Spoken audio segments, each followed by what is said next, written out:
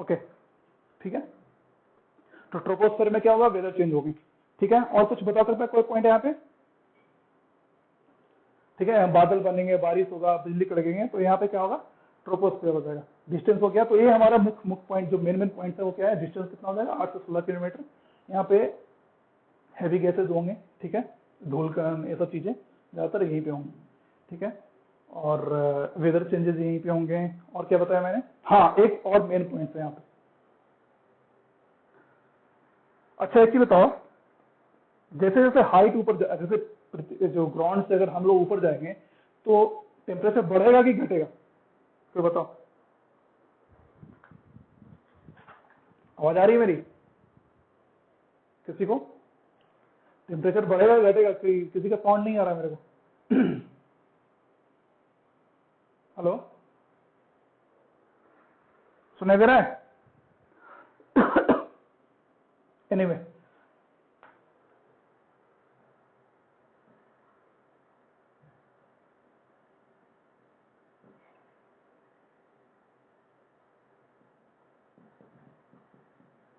तो इतना का टेम्परेचर डिफरेंट होता है। जैसे हम हाइट, जैसे जैसे हाइट ऊपर रहता है तो 1 डिग्री का 165 मीटर पे 1 डिग्री बढ़ता है टेम्परेचर, ठीक है। तो इस हिसाब से तुम कैलकुलेट कर सकते हो, ठीक है, कि 1 किलोमीटर में कितना होगा, कोई बता सकता है? 1000 मीटर होता है ना 1 किलोमीटर में, तो उससे डिवाइड करके निकाल सकते हो कि ये 1 किलोमीटर में कितना होगा। तो 1 किलोमीटर अप्रॉक्स 6.5 डिग्री सेंटीग्रेड के आसपास होता है, ठीक है। तो ये मेन पॉइंट्स है यहाँ पे। तो ट्रोपोस्फेयर में जैसे जैसे हम ऊपर जाएंगे वो टेम्परेचर घटते जाएगा, ठीक है। अब आगे बढ़ते हैं। दूसरा लेयर क्या था?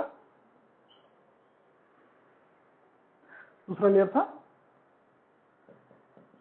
स्ट्रेटोस्फेयर,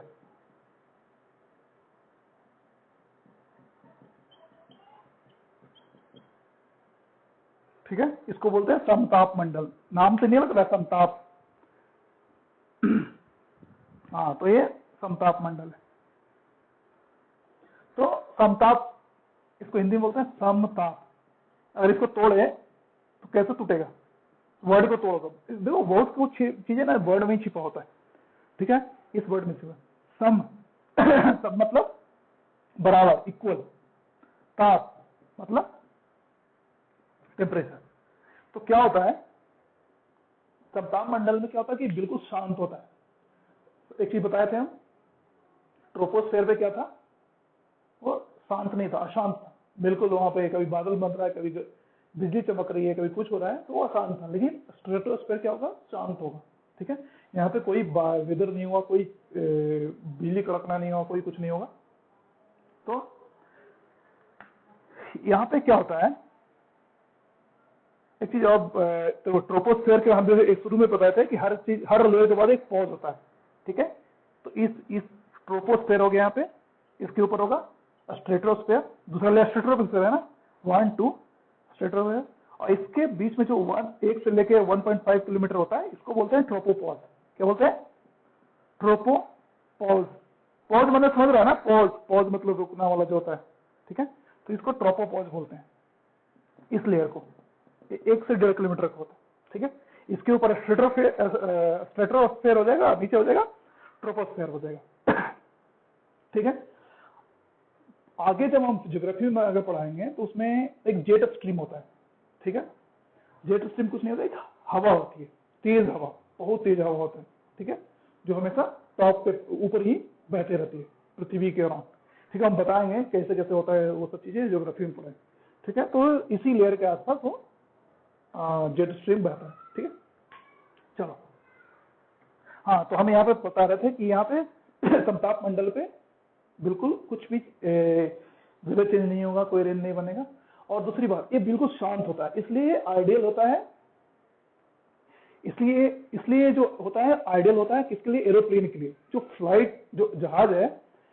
क्योंकि एरोप्लेन में क्या है कि अगर हम एरोप्लेन को जैसे कोई यहाँ पे पहली बात, कोई बैठा कि नहीं एरोप्लेन पे? चलो ठीक है, अगर बैठा होगा तो क्या होता है कि जैसे हम टेक ऑफ करते हैं तो हम लोग किस में रहते हैं? ट्रोपोस्फेयर पे रहते हैं, ठीक है। तो पायलट है ना, हमेशा फ्लाइट को जब पूरा लंबा दूरी करना होता है तो फ्लाइट को हमेशा स्ट्रेटोस्फेयर पे डाल देता है, तो वहीं पे ट्रेवल करता है, उससे क्या डिस्टर्बेंस नहीं होता है। तो ऐसे भी फिजिक्स का रूल है ना कि जितना ज्यादा घर्षण होगा उतना ज्यादा एनर्जी और ये सब चीजें लगेगी, तो ट्रोपोस्फेयर में वो चीजें बचती है।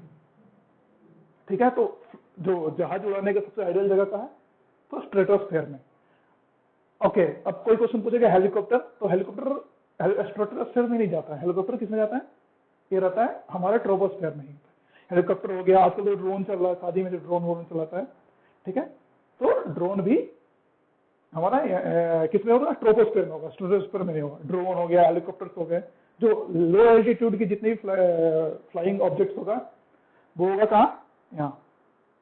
ठीक है, चलो, तो स्ट्रेटोस्फेयर हो गया हमारा समतापमंड। और हाँ, इसमें इसमें जो होगा, एक मिनट भाई, अपना सब म्यूट कर लो, कौन है ये, ठीक है। तो अभी हाँ, इसमें टेम्परेचर बता रहे थे कि इसमें जो टेम्परेचर क्या होता है, सबसे पहली बात तो इसका हाइट इसका होता है, उसके कितना बताए थे, 8 से 16 किलोमीटर। ठीक है, तो दूसरा क्या होता है इसका, 50 किलोमीटर में होता है। तो इसकी जो हाइट होगी ग्राउंड से वो 50 किलोमीटर होगा। ठीक है, तो ये 50 किलोमीटर, नो वेदर। ठीक है, इसका जो टेम्परेचर होगा यहाँ पे स्ट्रेटोस्फेयर में, क्या होता है कि, क्या प्रॉब्लम हो गया, क्या आवाज आ रही है मेरी सबको, हेलो, सब बोलना, सबको आवाज आ रही है ना, ओके। जिसको आवाज नहीं आ रहा है वो डिस्कनेक्ट करके फिर से कनेक्ट कर लो। ठीक है, तो क्या बताया थे स्ट्रेटोस्फेयर में, नो वेदर, ये इसकी हाइट हो गई 50 किलोमीटर, ये चीज याद रखना। ठीक है, नो वेदर। ठीक है, और इसमें क्या बोल सकते हैं, हाँ, इसमें फ्लाइट जो एरोप्लेन है, एरोप्लेन चलाने के लिए सबसे उपयुक्त जो लेयर है ये है। ठीक है, उसके बाद इसमें क्या हो सकता है, हाँ, इसमें एक चीज और, ओजोन लेयर सुना है, ओजोन परत। ठीक है, तो स्ट्रेटोस्फेयर में ही ओजोन परत होता है। ठीक है, वो कैसे होता है बताते हैं। ठीक है, सब म्यूट कर लो अपना। ठीक है, बहुत नॉइज कर रहा है तो लोग, जिसको सुनाई नहीं दे रहा है उसको डिस्कनेक्ट करके कनेक्ट करो। ओके, हम कहाँ पे, ओजोन लेयर। हाँ, तो दूसरा लेयर स्ट्रेटोस्फेयर में क्या होता है कि ये 50 किलोमीटर के बीच में क्या होता है, लेयर होता है। तो इसी लेयर में, स्ट्रेटोस्फेयर में ही हमारा होता है ओजोन लेयर होता है। ठीक है, ओजोन लेयर का सबको पता है ना, इसको कैसे डिनोट करते हैं, O3 से। ठीक है, हाँ, तो ये अभी मैं किसका पता है, हाइट 50 किलोमीटर। जो ओजोन लेयर कहाँ पे होता है, वो करीब करीब 20 से 35 किलोमीटर के बीच में होता है। ठीक है, एक मिनट,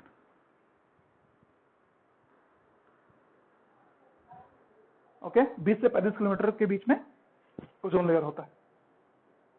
चलो, ओजोन लेयर फिजिक्स में शायद पढ़ा होगा, ये सॉरी केमिस्ट्री में। तो क्या होता है वो, किससे बनता है, अगर O3 को अगर ब्रेक किया जाता है तो क्या होता है, O2 प्लस O।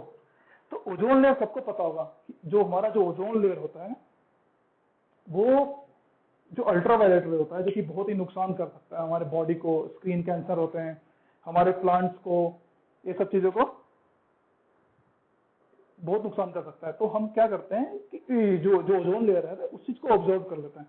ठीक है, और कहीं ना कहीं इसका रिस्पॉन्सिबल हम है, जो भी ओजोन लेयर का जो बोलता है कि होल हो गया, ओजोन छिद्र हो गया, तो सर कुछ करके छिद्र होता नहीं है। ऐसा क्या होता है, यही चीज होता है कि जैसे हम लोग जो फ्रिज में बहुत सारा होता है CFC, क्लोरोफ्लोरोकार्बन होते हैं, मीथेन्स होते हैं, सुना है ना, CFC, CH4, ये सब जो गैसेज होते हैं, जो गैसेज होते हैं, क्या करता है, ये गैस इस लेयर पे जाता है, कहाँ पे, स्ट्रेटोस्फेयर के ओजोन लेयर पे जाता है। और ये गैस रिस्पॉन्सिबल करता है, ये रिएक्शन करके O3 को रिएक्शन करके क्या तोड़ देता है, O2 में और O में। ठीक है, तो जितना ज्यादा CFC चलेगा और मीथेन चलेगा उतना हमारा ब्रेक होगा। ठीक है, ये चीज हमेशा ध्यान रखना।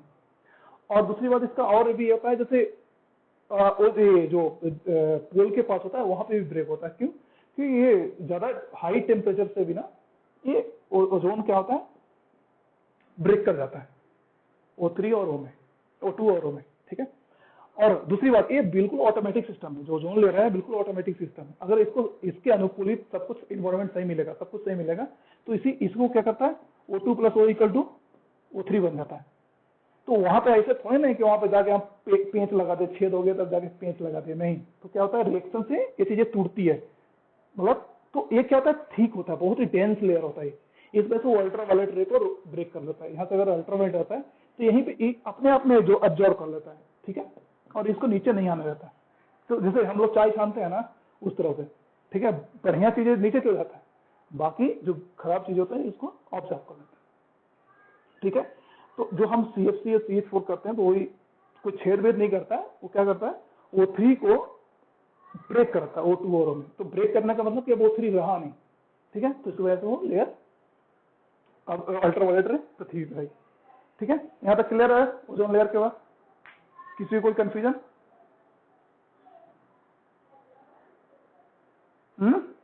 कोई क्वेश्चन यहाँ तक? ठीक है, तो स्ट्रेटोस्फीयर में जो मेन पॉइंट क्या बताए थे, इसके हाइट क्या है 50 किलोमीटर, सब कुछ इक्वल रहेगा, यहाँ पे कोई वेदर नहीं होगा। ओजोन लेयर इसीलिए बहुत इंपॉर्टेंट है, ओजोन लेयर इसी स्ट्रेटोस्फीयर में ही होता है, ठीक है। बहुत सारे लोग टीचर पढ़ा देते हैं, चाहे कोई बताते हैं कि ओजोन लेयर एक अलग ही लेयर है, ठीक है, तो हम इसको मानते हैं स्ट्रेटोस्फीयर के अंदर नहीं होता है, ठीक है। तो चलें, यहाँ तक कोई क्वेश्चन है तो पूछ लो, हम आगे बढ़ते हैं।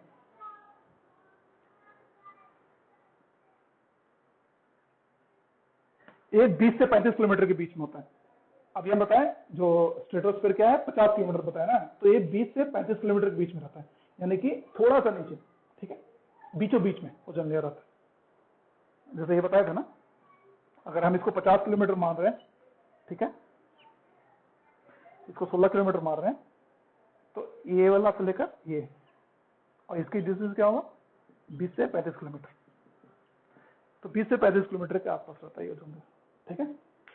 और ये ऐसा कुछ नहीं, बिल्कुल लकीर का फकीर नहीं होगा कि 20 किलोमीटर मतलब 20 किलोमीटर नहीं, 21 हो सकता है, 22 हो सकता है, 18 हो सकता है, एक गैस है, ठीक है। चलो यहाँ तक कोई क्वेश्चन हो किसी को? क्वेश्चन? ओके, चलते हैं आगे। तीसरा लेयर कौन सा बताए थे? Third layer? थर्ड लेयर बताओ जी। भूलता है जी, कोई नहीं बताता है। थर्ड लेयर क्या था?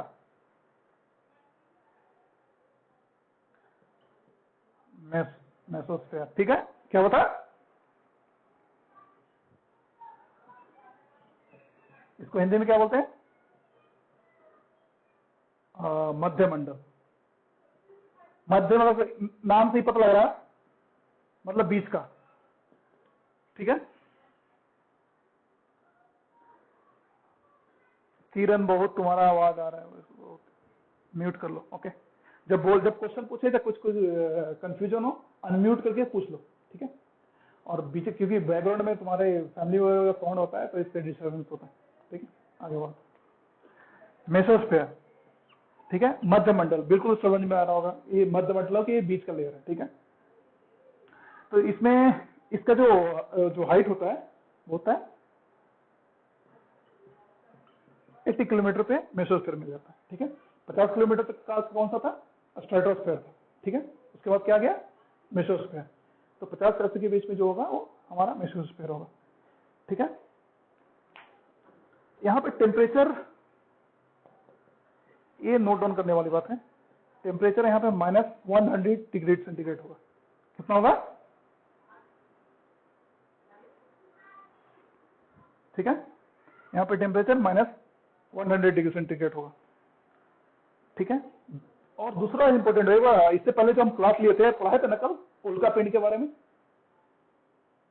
मेटेओर के बारे में पढ़ाया था ना, उल्का पिंड के बारे में, जो बोल रहे थे कि वो क्या होता है कि एक क्षुद्र पट्टी था, एस्टेरॉइड था, तो वो क्या करता है कि अट्रैक्ट करके ग्रेविटेशन, पृथ्वी की जो ग्रेविटेशन है वो अट्रैक्ट करके वो आ जाता है, जो गैस के फॉर्म में या पत्थर का टुकड़ा होता है वो आ जाता है। तो जो हम ये भी बताए थे कि वो जल भी जाता है, ठीक है, वो क्या होता है, जल जाता है और गैस में तब्दील हो जाता है। तो किस लेयर में होगा वो घटना, मेसोस्फीयर में, याद रखना, ठीक है। ये घटना कहां पे होगा, मेसोस्फीयर में, ठीक है, क्लियर। इसमें ऐसा कुछ है नहीं, ये एक्टिविटी यही है, इसमें उल्का पिंड का जो होता है एक्टिविटी यही पे होता है, ठीक है। इसमें कोई क्वेश्चन अभी तक, कोई क्वेश्चन किसी को, अनम्यूट करके पूछ लो कि जो क्वेश्चन है तो। चले आगे बढ़े फिर, क्वेश्चन नहीं है तो। चौथा लेयर बताओ जी कौन सा था, चौथा लेयर कौन सा था, फोर्थ लेयर,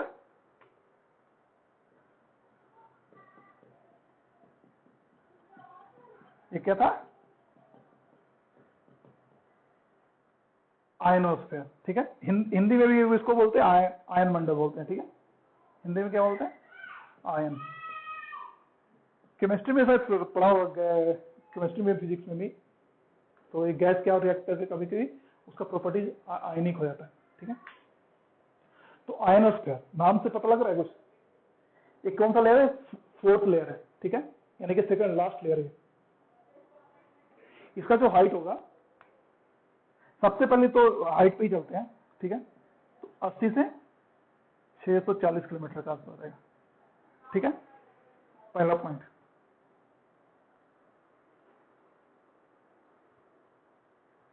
ठीक है, दूसरी बात यहां पे ना, अच्छा ये जो आयन है, जो आयन बनता कैसे है, क्या होता है, सबसे पहली बात तो ये गैस है, एटमॉस्फेयर मतलब गैस ही है, ठीक है, तो गैस ही समझो। तो यहाँ पे क्या होता है कि जो भी गैस होता है इस लेयर में, ठीक है, तो अब तुमको पता कि ये बहुत ही टॉप लेवल का लेयर है, ठीक है। तो जो सन रेज होगा तो क्या होता है, अल्ट्रावायलेट रे आता है, अल्ट्रावायलेट कहाँ फिल्टर करता है, तो कहाँ फिल्टर करता है, ये मेसोस्फीयर था, इसके नीचे कौन सा फिल्टर था, स्ट्रेटोस्फीयर था ना, हाँ हाँ, तो यहाँ पे ओजोन लेयर था। तो सोचो अल्ट्रावायलेट यहाँ पर करता है, यानी इससे पहले तो अल्ट्रावायलेट जो रे है वो आ रहा होगा, करेक्ट। तो क्या करता है आयनोस्फीयर में, क्या करता है, जो गैस होता है ना, और ज्यादा अल्ट्रावायलेट के जो, एक तरह से समझो कि यहाँ पे एकदम बिल्कुल बमबारी हो रहा है अल्ट्रावायलेट रे का, तो क्या करता है यहाँ से गैस को रिएक्शन करके वो आयन बदल जाता है, ठीक है। तो ये बिल्कुल शायद पता होगा कि चार्जेबल प्रॉपर्टीज होता है इसमें, ठीक है।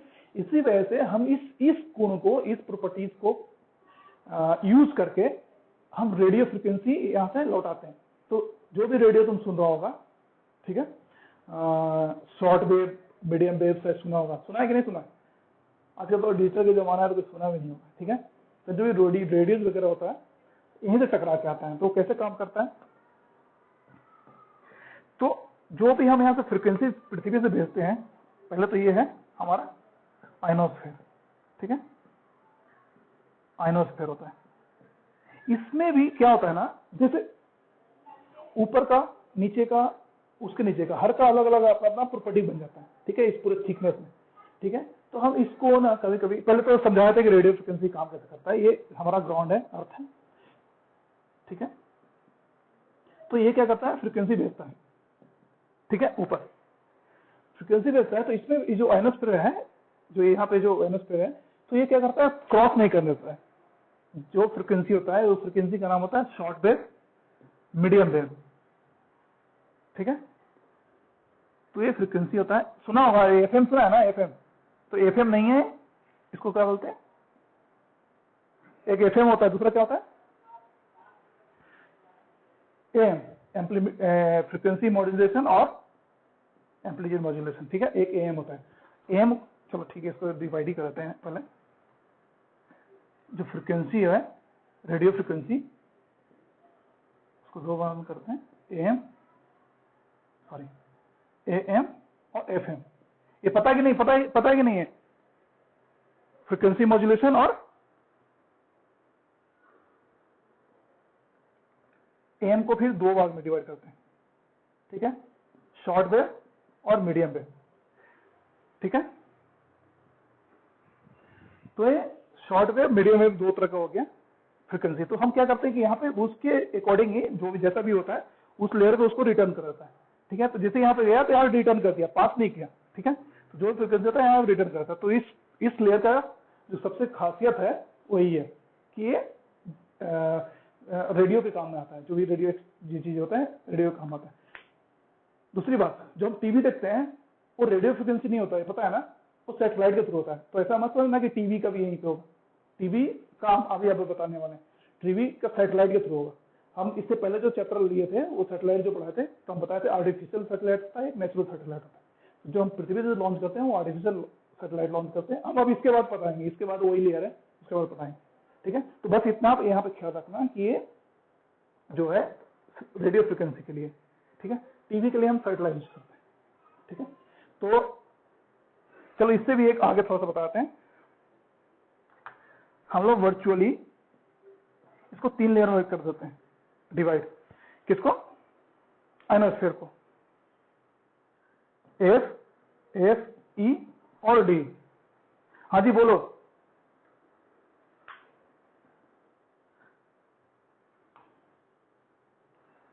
ओके, ये तो क्वेश्चन नहीं पूछो, जो यहाँ पे जो पढ़ा रहे हैं वो क्वेश्चन पूछो, क्योंकि तुम लेट हो तो अभी हम नहीं बता सकते हैं, ठीक है। ये एटमॉस्फेयर पढ़ा रहे हैं तुम्हारे इंफॉर्मेशन के लिए। चलो आगे पढ़ते हैं। डी, ई, एफ, ठीक है। तो आयनोस्फीयर का अलग अलग लेयर होता है, हर का अलग अलग प्रॉपर्टी होता है, ठीक है। शॉर्ट वेव, मीडियम वेव सब इसी लेयर से रिडायरेक्ट होते हैं, ठीक है। चलो आगे बढ़े। यहाँ पे कोई कंफ्यूजन है रेडियो वाला पे?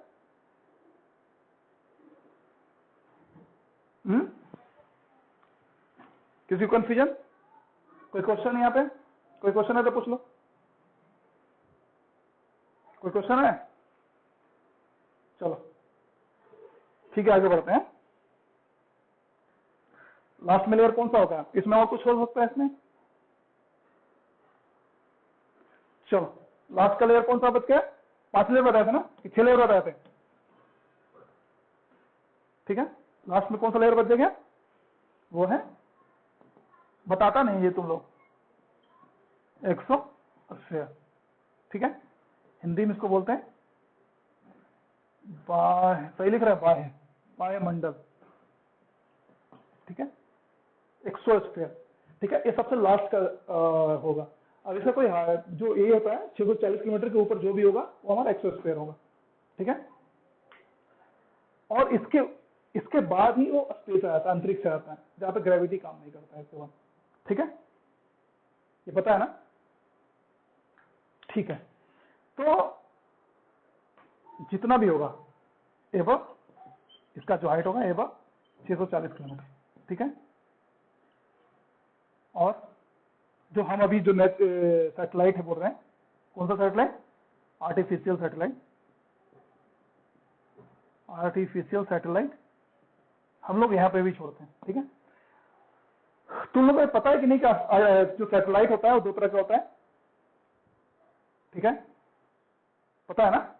एक होता है, ये पृथ्वी है, ठीक है, ये पोल है, ठीक है, ये इक्वेटर है, ठीक है।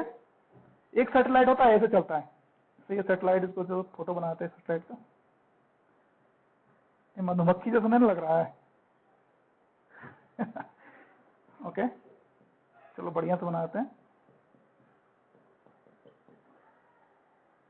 ठीक है। ये सैटेलाइट है, ठीक है। एक क्या होता है, इस तरह से चलता है, मतलब north pole to south pole, मतलब हम डायरेक्शन बता रहे हैं, इस तरह चलता है, ठीक है, और फिर वापस इस तरह से आता है, ठीक है। इसको बोलते हैं पोलर सैटेलाइट। क्या बोलते हैं? पोलर। क्या बोलते हैं? पोलर सैटेलाइट होता है। एक क्लियर है? पोलर तो इस तरह से चलता है, ठीक है, इस तरह से। एक होता है जियो स्टेशनरी, जो इस तरह चलता है, मतलब हॉरिजॉन्टल चलेगा, ये वर्टिकल चल रहा था, ये हॉरिजॉन्टल चलेगा, ठीक है। ये 2 तरह का सैटेलाइट होता है, ठीक है। तो जो भी हम सैटेलाइट लॉन्च करते हैं तो 2 तरह का सैटेलाइट होता है, एक जियो और एक पोलर। जो पोलर वाला सैटेलाइट है, ये वाला सैटेलाइट है, इसकी जो हाइट होगी 700 से 1100 किलोमीटर के बीच में, 1100 किलोमीटर के बीच में हम इसको छोड़ देते हैं पोलर सैटेलाइट को, ठीक है। बट जो जियो सैटेलाइट होता है, जियो सैटेलाइट, उसका शायद पढ़ा हुआ है, जियो सैटेलाइट को हम 36,000 किलोमीटर के ऊपर रखते हैं, ठीक है। याद रखना, पोलर सैटेलाइट कम डिस्टेंस होता है, ठीक है। कितना? 700 से 1100 किलोमीटर के बीच में हम तय रखते हैं। और जो जियो स्टेशनरी सैटेलाइट है वो कहाँ रहता है? 36,000 किलोमीटर पे। तो बाहर में जो एक्सोस्फीयर है वो इतना ही है। हाँ, सैटेलाइट से याद आ गया, कल का न्यूज पता है तुम्हें? जो नासा है और स्पेस एक्स सुना है? स्पेस एक्स वो क्या आता है, अंतरिक्ष के बारे में, जो अंतरिक्ष से रिलेटेड प्रोजेक्ट है वो चलाता है, वो प्राइवेट कंपनी है, याद रखना। इसका जो सीईओ है एलन मास्क। तो कल क्या हुआ कि 2 अंतरिक्ष यात्री उस प्राइवेट व्हीकल से गए, फाल्कन F9 नाम था उसका। तो ये बड़ा न्यूज है, कल का न्यूज है, बहुत बड़ा न्यूज है, ठीक है। तो और दूसरी बात, जो जो जो जो जो उसको ले जा रहा है व्हीकल जो है फाल्कन 9, उसको एक्चुअली क्या बोलते हैं, ड्रैगन क्रू समथिंग करके वो कुछ बोलते थे।